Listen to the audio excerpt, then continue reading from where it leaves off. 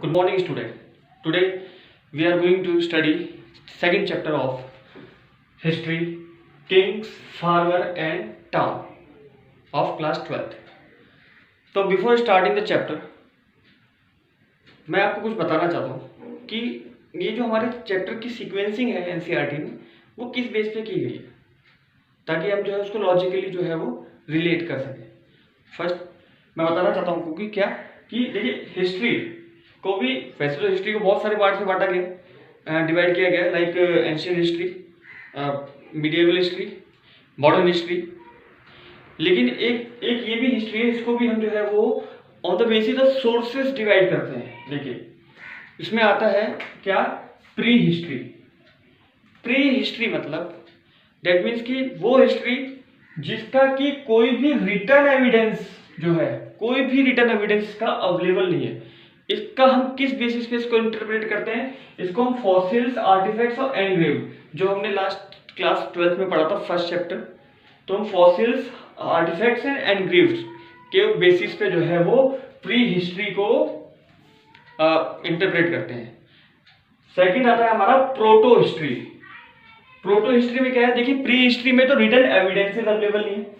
Proto history that means कि written evidences available हैं but not deciphered, like हमारा जो फर्स्ट चैप्टर था what bricks beads and bones, Harappan culture, उसमें क्या था, उसमें रिटर्न एविडेंसेस तो थे लेकिन वो आज तक डेसिपर्ड नहीं हो पाए। तो वो आ जाता है हमारा किस कैटेगरी में, प्रोटो हिस्ट्री में। लेकिन उसके साथ साथ जो है उसमें क्या, हमारे फोसिल्स, आर्टिफैक्ट्स, एनग्रेव्स तो हमारे पास नहीं, सारी सब क्या, सील्स, कॉइन्स, टैबलेट्स, मिनरल्स, ये सब चीजें जो है वो इसकी और ज्यादा बेसिक सोर्सेस को इंक्रीज कर देती हैं प्रोटो हिस्ट्री को। इसलिए प्री हिस्ट्री और प्रोटो हिस्ट्री को हमने अलग कर दिया, क्योंकि इसके रिटर्न एविडेंसेस अवेलेबल है, इसके रिटर्न एविडेंसेस ही नहीं है, इसके रिटर्न एविडेंसेस अवेलेबल है बट नॉट डेसिपर्ड, हम उसको आज तक डिकोड नहीं कर पाए हैं। थर्ड आता है हमारा हिस्ट्री।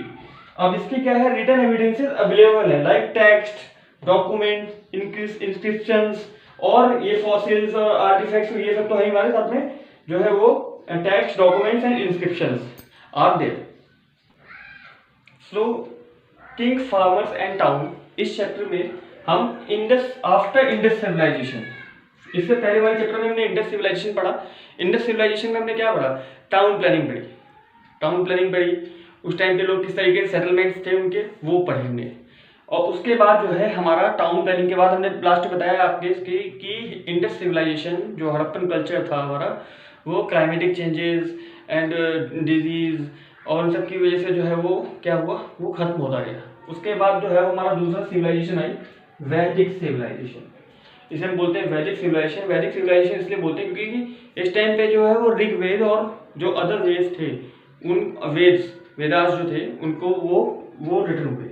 तो वैदिक सिविलाइजेशन में जो है वो मेनली क्या है, वो ऋग्वेद जो है वो रिटर्न हुआ।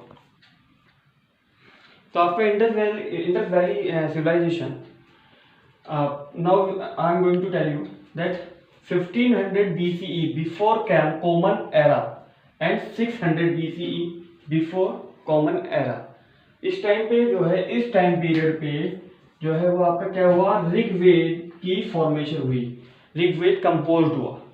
और ये इसी वजह से जो है वो हम इस सिविलाइजेशन को, आफ्टर इंडस सिविलाइजेशन, इस सिविलाइजेशन को हम बोलते हैं वैदिक सिविलाइजेशन।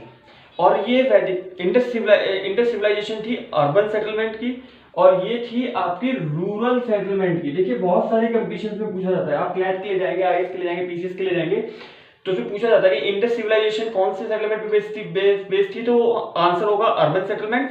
और वैदिक सिविलाइजेशन कौन से सेटलमेंट पे बेस्ड थी, तो आंसर होगा रूरल सेटलमेंट। ओके, सो जैसे कि आपको पता है कि वैदिक सिविलाइजेशन को हम रूरल सेटलमेंट भी कहते हैं, तो इसलिए रूरल सेटलमेंट में प्राइमरी, रूरल सेटलमेंट में क्या होता है कि मतलब प्राइमरी सेटलमेंट, तो उसमें क्या होता है, एग्रीकल्चर। तो उस टाइम पे एग्रीकल्चर सेटलमेंट्स जो है वो न्यू एग्रीकल्चर सेटलमेंट्स इमर्ज हुए। क्या कि अभी तक इंडस सिविलाइजेशन में खाली मैं इंडस वैली का बताया, लेकिन इसमें क्या था कि न्यू एग्रीकल्चर सेटलमेंट्स में क्या थे, नॉर्थ इंडिया अगर मैं यहाँ पर पॉइंट आउट कर रहा हूँ, दैट मीन्स की सिंपल सी बात है, किसकी, गंगा वैली की बात कर रहा हूँ मैं।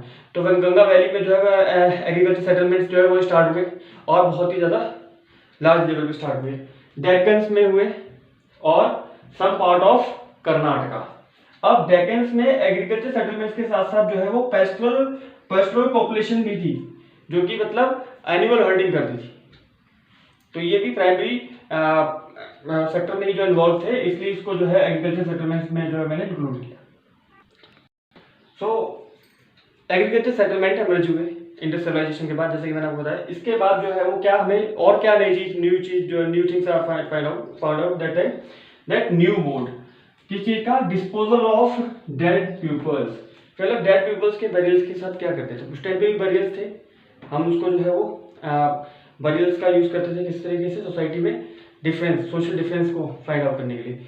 लेकिन अब क्या हुआ, डिस्पोजल जो है चेंज हो गया। वो क्या हुआ, अब उन्होंने जो है स्टोन स्ट्रक्चर मैंने बनाया है, ये स्टोन स्ट्रक्चर जो है वो बरियल्स के ऊपर ऐसे रख दिया करते थे।